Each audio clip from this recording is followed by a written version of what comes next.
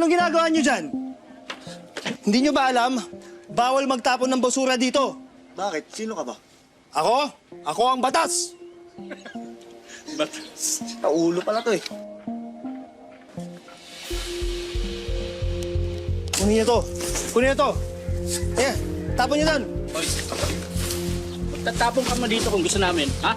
That is a violation of Presidential Decree 825 with a fine of not less than 100 pesos and not more than 2,000 pesos with possible imprisonment. Kaya kung kayong dalawa ayaw niyong makulong kayo, kunin niyo to, itapon niyo sa tamang lugar.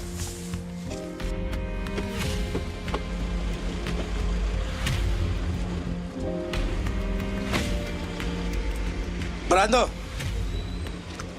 Attorney, dito tayo magsisimula sa pagsuyod. Masusunod na to. Tara, boys.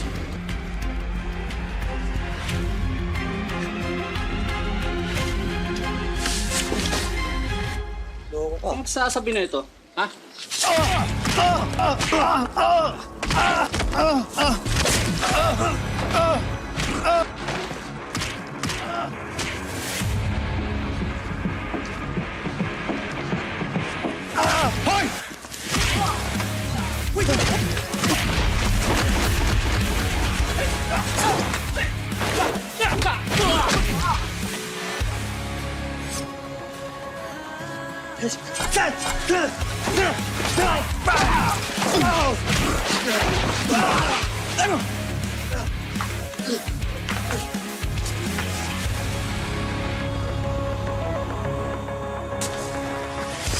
Ano po kayo?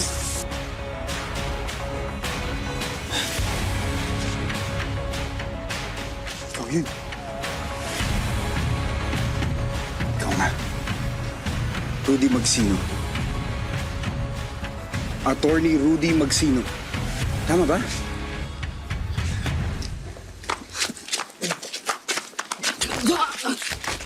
Ulo kayo! Ang galing ginagawa niyo ha! Sama kayo ng balo na yun! Huwag mo lang patulan. Narinig mo yan? Baliw daw. Hindi kaya si Rudy yan? Tara. Attorney, kailangan natin mag-usap.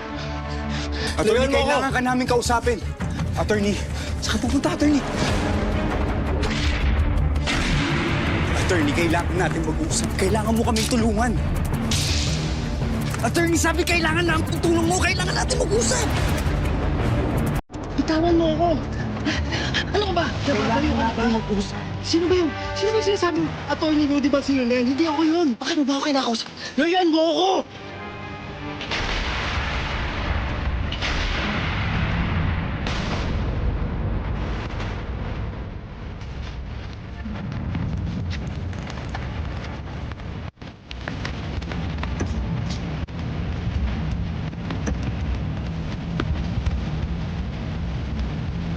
Attorney, pasok ko dun.